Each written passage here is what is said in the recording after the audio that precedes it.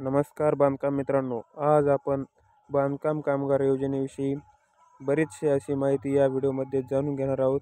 त्यामुळे या व्हिडिओमध्ये तुम्ही शेवटपर्यंत राहा आणि दिवाळी बोनसचे 5,000 रुपये तसेच नवीन अर्ज स्वीकारण्यास कधी सुरुवात होणार आहे हे याविषयी माहिती आपण या व्हिडिओमध्ये जाणून घेणार आहोत.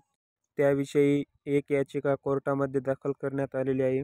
ती याचिका काय आहे नेमकी या व्हिडिओमध्ये पुढे जाणून घेऊया.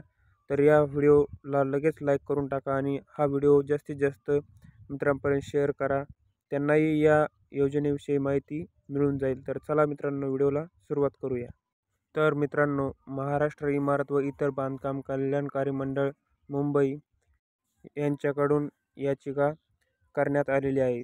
या याचिकेमध्ये माननीय उच्च न्यायालय मुंबई येथे दाखल केलेली रिट याचिका 2024च्या अनुषंगाने पारित आदेशानुसार कार्यवाही करण्याबाबत यामध्ये उपरोक्त विषयी महाराष्ट्र इमारत व इतर बांधकाम कामगार कल्याणकारी मंडळाने विधानसभा निवडणूक 2024च्या आचारसंहिता कालावधीमध्ये बांधकाम कामगारांची नोंदणी करणे, नूतनीकरण करणे, लाभ वाटप करणे, अत्यावश्यक संच वाटप करणे, गृहोपयोगी संच वाटप करणे, आवास योजनेची नवीन मान्यता देणे, माहिती व जनसंपर्क संचालनालयामार्फत होणारी प्रचार प्रसिद्धी, माहिती पुस्तिका वितरण व कौशल्य प्रशिक्षण या बाबी स्थगित ठेवण्याबाबत दिनांक 17/10/2024 रोजीच्या पत्रान्वये सर्व संबंधित क्षेत्रीय अधिकाऱ्यांना सूचना देण्यात आलेल्या आहेत.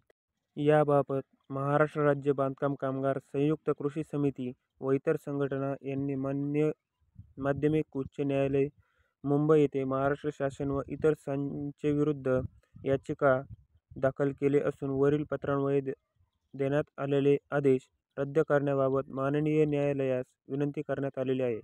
सदर या न्यायालयीन प्रकरणी 6/11/2024 रोजी झालेल्या सुनावणीत माननीय उच्च न्यायालयाने आदेश पारित केलेले असून मंडळाने दिनांक 17/10/2024च्या संदर्भीय पत्र क्रमांक 2 नुसार दिलेल्या सूचना रद्द करण्यात आलेल्या आहेत. आदेशाची प्रत संलग्न आहे.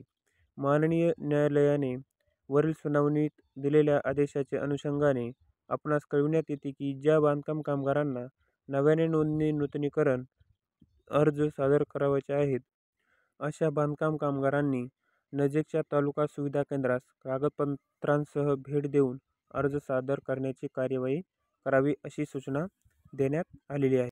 त्यानंतर ऑनलाईन पोर्टलवर प्रसारित करण्यात याव्यात. तसेच नोंदणी नूतनीकरणाची प्रक्रिया तालुका सुविधा केंद्रावर आजपासून पूर्ववत सुरू करण्यात यावी अशी माननीय सचिव तथा मुख्य कार्यकारी अधिकारी यांचे मान्यतेने आदेश देण्यात येत आहेत, अशी माहिती रा. पाटील यांनी देण्यात आलेली आहे. तसेच दिवाळी बोनसचे पैसे हे सर्व बांधकाम कामगारांना लवकरच मिळण्यास सुरुवात होणार आहे. त्यामुळे आता डॉक्युमेंट्स दिलेली नसतील तर लवकरात लवकर तुम्ही डॉक्युमेंट्स तुमच्या तालुका स्तरावरील किंवा जिल्हा स्तरावरील बांधकाम कामगार योजनेच्या ऑफिसला भेट देऊन डॉक्युमेंट्स देऊन लवकर प्रक्रिया पूर्ण करून घ्यावी. त्यानंतर तुम्हाला काही दिवसातच पैसे मिळून जातील. तर बांधकाम कामगार मित्रांनो, या व्हिडिओमध्ये एवढेच. भेटू अशाच नवीन आणि माहितीपूर्ण व्हिडिओमध्ये. तोपर्यंत जय महाराष्ट्र.